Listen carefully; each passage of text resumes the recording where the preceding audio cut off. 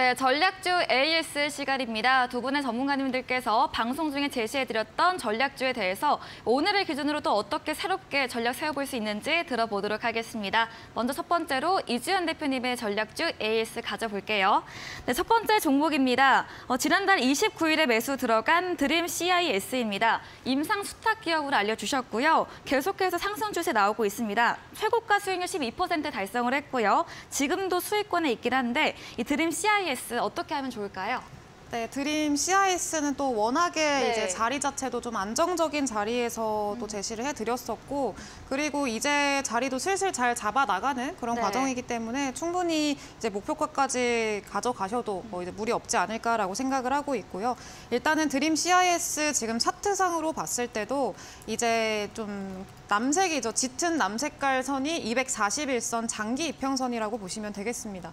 드림 CIS가 이제 상장한 지 그렇게 오래된 기업은 아닙니다. 상장한 지 한 2년 정도 된 기업인데 장기간 동안에 이 241선 밑으로 좀 하회를 하기도 하고 살짝 돌파를 하다가도 다시 또 떨어지기도 하고 이런 모습을 좀 보였었습니다. 장기간 하락을 한 거죠. 근데 이제 다시금 좀 저점에서 바닥을 좀 들어 올리면서 241선 위로 안착을 하는 그 흐름을 보여줬고요. 그 옆으로 박스권을 만들고 있습니다. 박스권을 만들고 있습니다만 241선 위에 안착을 해서 추가적으로 좀 상승 랠리를 보여줄 수 있을 만한 그 자리를 만들어 나가고 있기 때문에 충분히 기대를 해봐도 되겠다라고 생각이 들고요.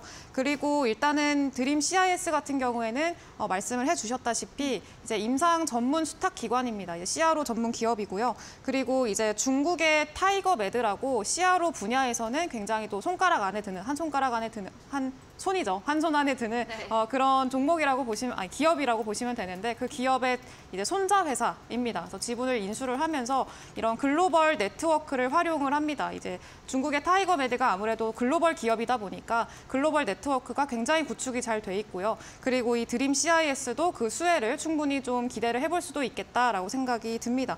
특히나 뭐 제약바이오 같은 종목들이 조금 그 매출이라던가 뭐 영업이익 측면에서 조금 부족한 종목들이 굉장히 많은데 아무래도 이 CRO 임상 수탁 같은 경우에는 변동성이 상당히 적은 그런 모습들을 보입니다.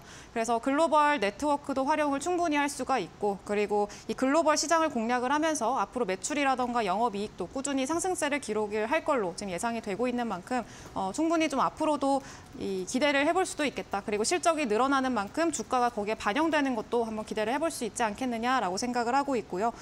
그리고 일단은 이 기업 같은 경우에는 아까도 말씀을 드렸다시피 보통 제약바이오 종목들은 임상을 실패하고 뭐 2상, 3상 실패한다라는 소식이 나올 때마다 급락하는 경향들이 좀 있습니다. 그래서 하루 만에 하한가에 가기도 하고 혹은 뭐 마이너스 20%는 우습게 갈 정도로 굉장히 변동성이 심한 그런 모습들을 보여주는데 사실 드림 CIS처럼 이런 임상 수탁 기업 같은 경우에는 그렇게 변동성이 크진 않습니다. 뭐 임상을 실패했다라고 하더라도 임상을 어쨌든 간에 해준 그 가격은 또 금액은 받기 때문에 상대적으로 좀 자유롭고 변동성이 적다 해서 안정적으로 좀 수익을 추구할 수가 있고 그리고 지금 현재 뭐 이 JP모건 헬스케어 과정에서 또 이 제약바이오 측면 쪽으로 좀 기대감이라던가 훈풍이 좀 불어오고 있는데 그것도 한번 기대를 해볼 수 있지 않을까라고 생각이 듭니다.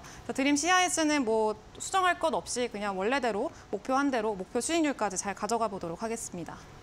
네, 첫 번째 AS 종목 드림 CIS에 대해서 안정적인 자리다, 목표가 달성 가능하다 깔끔하게 이야기해 주셨습니다. 박스권을 만들고 있지만 241선 위에 안착해서 상승 랠리를 추가적으로 기대할 수 있는 구간이고 또 기업적으로 볼 때 임상 수탁 기업 중에서 순위 안에 드는 기업이고 이 글로벌 시장 확대와 함께 매출 증대까지도 연결되면서 주가도 상승으로 이어질 것이다라고 예측해 주셨습니다. 또 임상 수탁 기업이기 때문에 임상 실패에 대한 리스크도 적다고까지 추가적으로 언급해 주셨네요. 다음 종목도 AS 이어가 보겠습니다. 5일에 매수 들어간 삼성중공업입니다. 지금도 수익권에 있는데요. 삼성중공업 어떤 전략을 하면 또 좋을까요? 일단은 삼성중공업 같은 경우에는 네. 일단 최근에 조선 관련해서 또 좋은 이슈들이 좀 많이 나오고 있습니다. 네, 뭐 수주 소식도 있었고. 네, 맞습니다. 그래서 친환경 작년이죠. 작년에 뭐 친환경 선박 이런 것들이 또 수주가 굉장히 많이 들어왔다. 그리고 네. 우리나라가 거의 대부분 차지를 했다라는 소식이 또 들리면서 이 관련 기업들도 앞으로 수주를 많이 받았고 그리고 이 호황이 어느 정도 지속이 될 거다. 작년까지 굉장히 또 좋았는데 올해 2023년에도 이 호황이 어느 정도 지속이 될 거다라고 지금 예측이 되고 있습니다. 삼성중공업 같은 경우에는 지금 원래 이전까지는 그렇게 크게 뭐 매출을 낸다던가 영업이익을 낸다던가 이런 것들은 그렇게 없었습니다. 그래서 좀 적자를 많이 보고 있던 기업이었고 그랬는데 이제 2023년 올해부터 흑자 전환을 하면서 이 내년부터는 꾸준히 이 실적이 점점 더 늘어날 걸로 예측이 되고 있는 그런 기업 중에 하나고요. 특히나 제가 이거를 제시해드렸던 또 원인 중에 하나가 이제 조선업계 뭐 호황 뭐 이런 것들도 있겠습니다. 좀 회복 이런 것들을 기대를 하고 있는 것도 마찬가지지만 추가적으로 삼성중공업이 이제 해상 부유 원전이라고 해가지고 CMSR 이 원전 사업에도 좀 뛰어든 그 상황입니다. 그래서 원전 같은 경우에는 오늘도 뭐 에너토크라던가 이런 원전 관련주들이 굉장히 또 상승률이 좋았었죠. 계속 지속적으로 우리나라 정부가 이제 밀고 있는 정책이기도 하고요. 원전 사업은 그리고 앞으로도 이 원전 비율을 34%까지 지금은 한 27%, 20% 후반대로 알고 있는데 한 34% 넘게 34.6%까지 이 원전 비중을 늘리겠다라고 목표를 하고 있는 그 상황입니다. 그래서 앞으로 이 원전 사업이 계속 확장이 될 거고 수요가 계속 늘어날 걸로 예상이 되고 있는 만큼 이 삼성중공업의 해상 부유 원전 그리고 이제 소형 원전 중에 하나입니다. 이 원전은 더 앞으로도 수요가 좀 많이 늘어날 수 있지 않겠느냐라고 기대를 해볼 수가 있겠습니다. 그래서 이 CMSR 같은 경우에는 다른 일반 대형 원전보다 또 작고 그리고 이제 지역적인 제약이나 이런 것들을 좀 상대적으로 덜 받기 때문에 또 건설하는 기간도 2년으로 굉장히 짧고요. 그래서 앞으로도 굉장히 많이 여러 군데에서 활용이 될 걸로 지금 현재 예상이 되고 있습니다. 그래서 지금 뭐 조선 3사죠. 뭐 대우조선해양도 그렇고 지금 삼성중공업도 마찬가지고 이런 대기업들이 원전 사업에 많이 뛰어들고 있습니다. 그리고 뭐 대우건설이라던가 아니면은 뭐 현대건설 이런 종목들도 이런 기업들도 이제 지금 최근에 건설사라던가 이런 상황이 별로 좋지를 않다 보니까 새로운 이제 사업을 찾기 시작을 한 거죠. 그 사업 중에 하나가 원전 사업이었고 원전 사업에 뛰어들면서 앞으로 이 건설사들의 뭐 자금 경색이라던가 이런 문제를 조금 극복을 해나가겠다. 앞으로 미래 산업으로 좀 다져 나가겠다라고 목표를 하고 있습니다. 그래서 조선 3사도 마찬가지고요. 그래서 그 과정에 지금 이 변화하는 뭐 세계라던가 확정된 어떤 미래를 향해서 잘 적응을 하고 있는 기업인 만큼 앞으로 지금 적자 전환에서 흑자 전환으로 넘어간 만큼 충분히 또 기대를 해볼 수가 있겠다라고 생각이 들고요.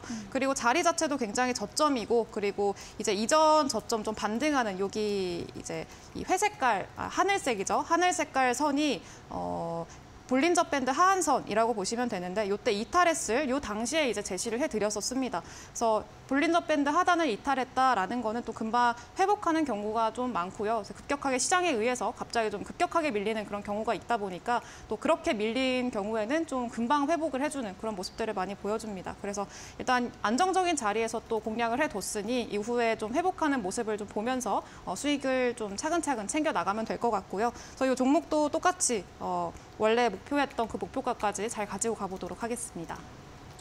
네, 두 번째 종목 삼성중공업 들어봤습니다. 작년 적자를 보였던 기업이었지만 2023년 올해부터 흑자 전환하며 내년에도 매출 증가할 기업으로 보고 계시고 또 추가로 원전 관련 사업지로도 있는 종목으로 앞으로도 긍정적으로 의견 주셨습니다. 주가의 위치도 저점에 자리하고 있어서 목표가까지 포이딩 의견 주셨습니다. 다음 종목도 AS 이어가겠습니다. 어제 매수한 아세아텍입니다. 매수가 2,955원이고요. 10일에 급등세가 나왔습니다. 13% 넘게 올랐는데 아세아텍 오늘은 조금 조정받았거든요. 어떻게 하면 좋을까요? 네, 일단은 아세아텍 같은 경우에는 네. 그 UAE 네. 그 경제 사절단을 꾸리고 이제 또 출국을 한다라는 그 이야기 소식이 나왔을 때 네. 장중에 13% 정도 급등을 했던 이력이 있는 그런 종목입니다.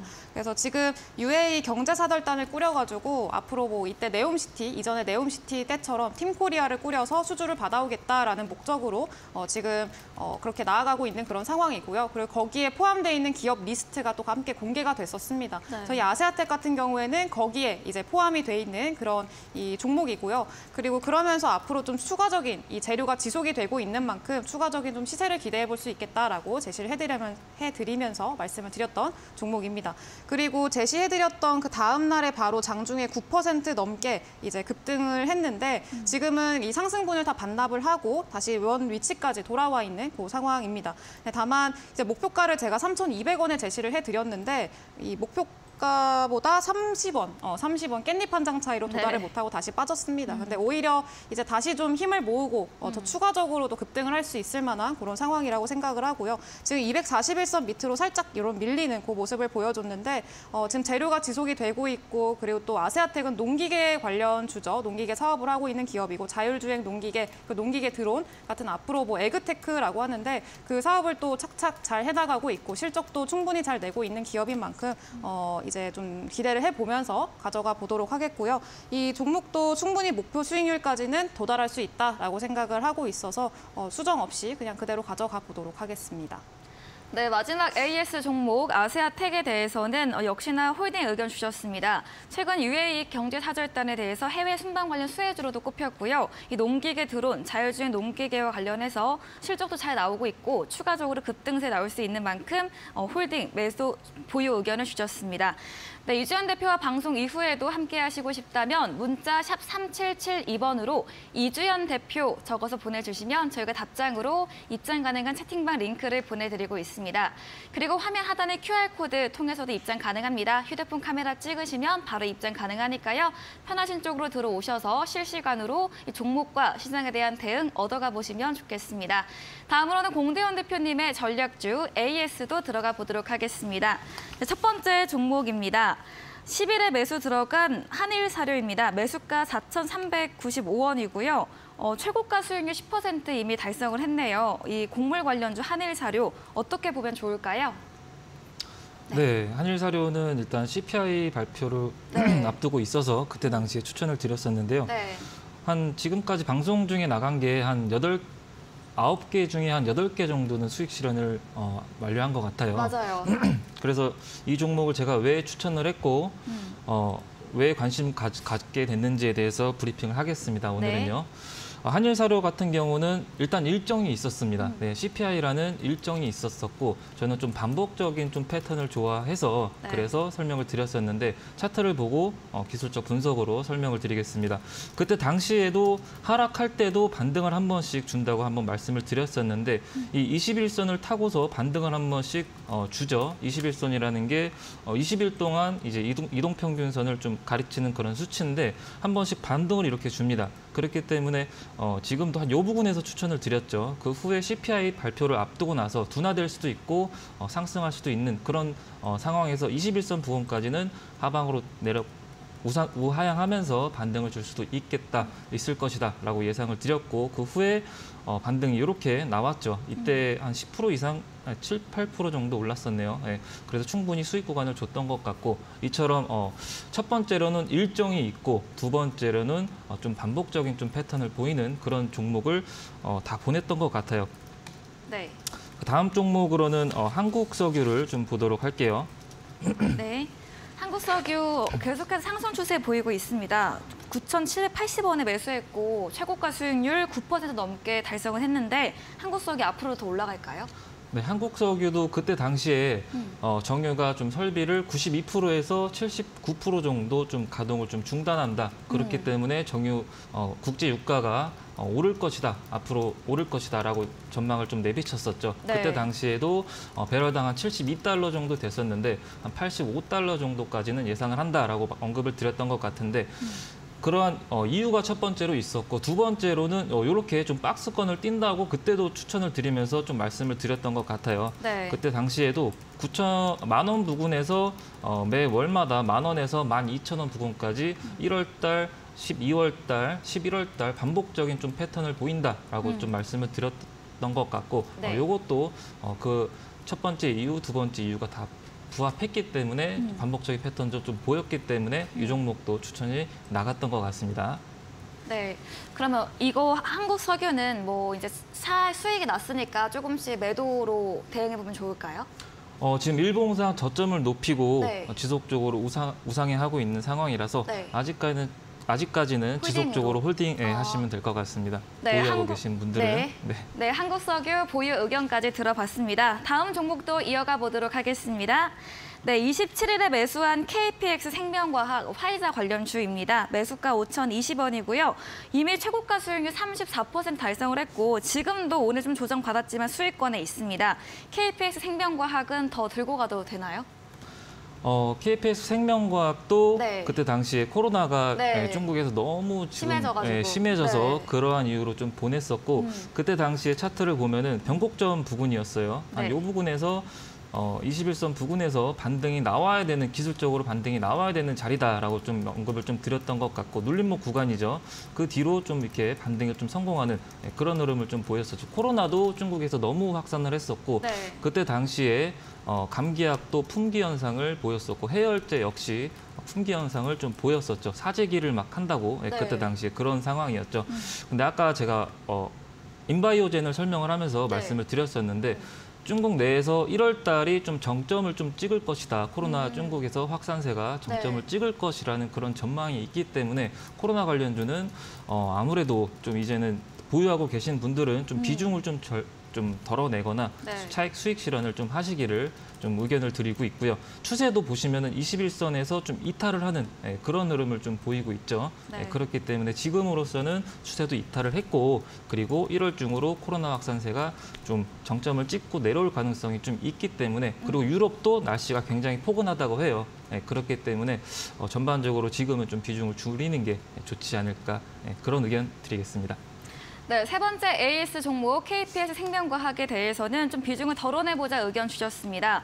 추천해드린 당시에 중국의 위드 코로나로 확진자가 폭등하던 시기였고 이와 함께 감기와 품귀 현상으로 추천해드렸었지만 1월에 코로나가 정점이 예상이 되면서 역시나 추세도 이탈했던 만큼 앞으로는 좀 매도로 비중을 덜어내보자 의견 주셨네요. 마지막 종목 이어가 보도록 하겠습니다. 9일에 매수 들어간 SCM 생명과학입니다. 백혈병 치료제 관련주로 알고 있는데 역시나 이 종목도 수익률 10% 넘게 달성을 이미 했습니다. SCM 생명과학은 앞으로는 또 어떤 전략에 유효할까요? 네, SCM 생명과학도 JP모건 네. 이제 헬스케어라는 이슈가 있었고 네, 그리고 이벤트를 앞두고. 네, 이벤트성이 있었죠. 그리고 이제 백혈병도 상반기에 올해로 좀 출시 임상 이상의 기대감이 좀 있었기 때문에 모멘텀이 두 가지나 있었어요. 네, 그렇기 때문에 추천을 드렸었고 그리고 차트를 보시면은 추세가 반복적인 좀 패턴이었어요. 그때 당시에도 좀 언급을 드렸었는데 13,000원에서 15,000원 부근을 지속적으로 좀 반복을 한다. 지금 거의 12월 20일부터 1월 6일까지 지속적으로 반복을 한다라고 말씀을 드렸기 때문에 이날 추천이 나갔고 네. 그 후에 이제 한 10% 이상 좀 반등세를 좀 보였던 것 같습니다. 그 후에 이제 추세를 이탈을 하면서 지금 좀 빠지고 있죠. 아무래도 재료가 좀 소멸을 했고 재료 소멸로 인해서 실망 매물이 좀 출회된 것 같은데 지금 같은 경우는 목표 수익률이 3% 잡았기 때문에 충분히 수익 보고 나오시지 않았을까 예상을 합니다. 이렇게 첫 번째, 두 번째 네. 종목을 사는 이유를 종목을 사기 전에 무슨 모멘텀이 있고 반복적인 패턴인지를 확인하시면 보다 좀 수익 적중률이 좀 더 여러분들도 늘어나지 않을까라고 생각을 합니다. 네, 공대현 대표님 깔끔하게 이유를 좀 명확하게 짚어주시고 추천해드립니다. 마지막 종목 SCM 생명과학도 JP모건 헬스케어 컨퍼런스를 앞두고 또 백혈병 치료제 이슈와 함께 추천해드린 종목인데요. 이제는 재료가 소멸이 되어 있고 수익 실현도 이미 한 만큼 정리해보자 의견 주셨네요. 이야기해주신 공대현 대표와 방송 이후에도 함께하시고 싶다면 문자 샵 3772번으로 공대현 대표 적어서 보내주시면 저희가 답장으로 입장 가능한 채팅방 링크 보내드리고 있습니다. 그리고 화면 하단에 QR코드 보이시죠? 휴대폰 카메라 찍으시면 입장 가능하니까요. 두 가지 방법 중 편하신 쪽으로 들어와 보시면 되겠습니다.